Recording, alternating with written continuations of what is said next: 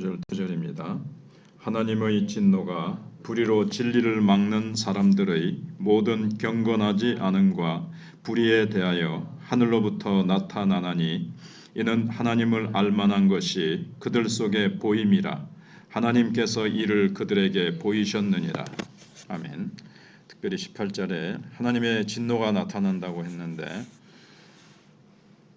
경건하지 않음, 또 불의, 이것이 무엇인지 한번 생각해 보겠습니다. 성경은 복음 안에서 하나님의 의가 나타났다고 앞에서 사도 바울이 선포를 했습니다. 17절에 복음에는 하나님의 의가 나타났다. 근데 오늘 18절에는 그것과 대조되는 하나님의 진노, 하나님의 의와 하나님의 진노는 대조가 되죠. 이걸 이제 하나님의 의가 나타났다고 해놓고 하나님의 의를 이제 바울이 쭉 이제 앞으로 2장 3장에 걸쳐서 쭉 설명을 할 겁니다. 그러면 이제 하나님의 의를 설명하기 위해서 왜 우리에게 하나님의 의가 필요한가를 설명하기 위해서는 먼저 첫 번째로 출발하는 게 하나님의 진노를 언급합니다.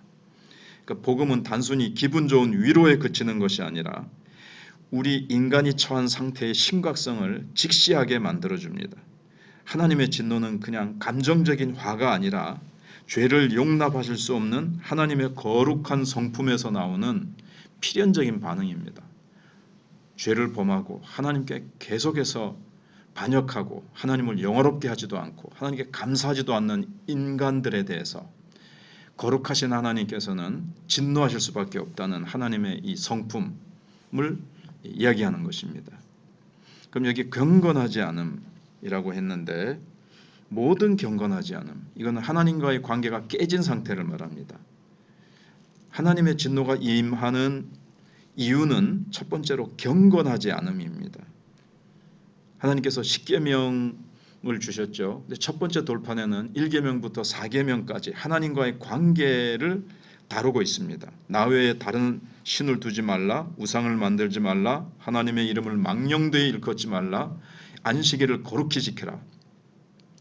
근데 이것은 단순히 종교적인 형식이 너희들이 지키지 않는다, 이런 수준이 아닙니다. 하나님을 하나님으로 인정하지 않고 나 외에 다른 신을 두지 말라는 것은 하나님만이 하나님이시라는 거죠. 내 삶의 보좌에서 하나님을 밀어난 상태가 경건하지 않음입니다. 뭘 안 하고 또 누구를 괴롭히고 죽이고 사기치고 이런 행위 이전에 하나님을 내 마음의 보좌에서 밀어내버리니까 하나님과 관계가 깨어지고 두 번째 돌판인 이웃과의 관계에도 다 깨져버리는 것, 이것이 바로 이제 경건치 않음은 하나님과의 관계가 깨어진 것이고 불의함은 이웃과의 관계가 무너진 상태를 말합니다. 그러니까 하나님을 내 마음의 보좌에서 밀어내버리면 이웃과의 관계도, 그러니까 6가지 계명이죠. 5계명부터 10계명까지 부모 공경, 살인, 간음, 도둑질, 거짓 증언, 탐심, 이것도 다 무너져 버립니다. 하나님과의 관계는 수직 관계죠. 이웃과의 관계는 수평적인 관계. 그래서 하나님과의 경건한 관계가 깨지면 사람과의 이 의로운 관계도 반드시 깨지게 되어 있습니다. 오늘날 이 세상을 보면 하나님을 믿고 섬기는 자가 몇 사람이나 됩니까? 그리고 얼마나 상대방과 이웃을 내 몸과 같이 사랑하지 않고 자기 중심적으로만 살아가는 이 세상이 거의 다 그런 풍토로 흘러가고 있지 않습니까? 이 모든 인간의 태도가 하나님의 진노 아래에 있는 불의입니다. 하나님이 이 세상을 보실 때 그렇게 창조하지 않으셨어요. 인간이 그렇게 살도록 창조하지 않으셨는데 하나님의 창조 목적과 정반대로 하나님을 모욕하고 하나님을 하나님으로 섬기지 않고 이웃을 해치고 미워하며 서로 자기가 하나님이 되고 왕이 되기 위해서 모든 것들을 수직적이고 수직평적인 관계를 깨뜨리고 있는 이 상태, 거기에 대해서 하나님께서 하나님의 진노가 나타나고 있는 겁니다. 오늘 말씀에서 이제 가장 경계해야 될 것은 불의로 진리를 막는 사람들이란 말이 있습니다. 이게 무슨 말씀인가 하면 진리가 무엇인지 압니다. 그런데 하나님이 무엇을 기뻐하시는지도 알아요. 그런데 그 진리가 내 삶을 변화시키도록 허용하지 않고 오히려 자신의 불의한 욕망 아래 이 진리를 막아버리는 것을 말합니다. 그러니까 야고보 사도가 말씀을 듣기만 하고 자신을 속이는 자가 되지 말라 이렇게 했습니다. 나는 알고 있으니까 됐다. 그러니까 내가 알고 있는 그 상태 또는 알고 있는 그 수준을 내 영적인 수준인 줄 알고 있어요. 손발로는 하나도 안 하는데 예를 들면 이제 유대인들이 그랬죠. 율법을 가지고만 있습니다. 이제 로마서 2장에서 나오겠지만 나는 율법을 가지고 있으니까 나는 하나님의 백성이다. 이런 착각을 하고 있다는 거죠. 그래서 진리를 알지만 그 진리대로 살지 않아요. 유대인들이. 머리로 소유하는 것이 아니라 실제로 그렇게 살아라. 살지 않으니까 유대인 너희들도 율법을 가지고만 있지 행하지 않았기 때문에 너희들도 결국 죄인이다. 1장 18절부터 끝절까지는 사실 이방인에 대한 그래서 이제 바울이 진단을 내리는 거거든요. 너희들이 이러이러하기 때문에 죄인이다. 2장에 가서는 유대인들도 죄인이다. 너희들은 의인이고 이방인들은 율법을 가지고 있지 않기 때문에 이방인들은 다 지옥에 갈 수밖에 없는 택함받지 못한 지옥의 자녀들이라고 너희들이 그렇게 자부심을 가지고 자만심을 가지고 있는데 너희들도 율법을 가지고만 있고 알고만 있는 것 가지고는 하나님 앞에서 전혀 의롭다함을 받지 못하기 때문에 똑같다. 이방인들과 똑같이 하나님의 진노 아래 있고 너희들도 의롭다함을 받지 못했기 때문에 너희들도 하나님의 심판을 면할 수가 없다. 이렇게 바울은 로마서에서 진단하고 있습니다. 그래서 결론은 하나님께서는 우리 각자의 양심에 옳고 그름을 분별하는 법을 새겨두셨습니다. 이것도 2장에 나오지만 하나님은 모든 인간 속에 하나님의 율법을 새겨놓으셨는데 어디다 새겨놓으셨는가? 양심에 새겨놓았습니다. 여러분 하나님을 모르는 불신자들도 어떻습니까? 남 해코지하면 안 되지. 사람 죽이면 안 되지. 남 사기치면 안 되지. 이런 거 모르겠습니까? 불신자들의 양심에 다 새겨놨어요. 양심이 그렇게 외치고 있는데도 그걸 탁 무시하고 막아버리고 이게 이제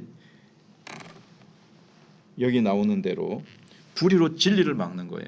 진리를 다 심어 놓으셨어요. 하나님께서 양심 속에. 그러니까 막 죄짓고 나중에 들키면 막 얼굴을 가리고 숨고 도망가고 양심이 막 괴로워하고 그렇지 않습니까? 근데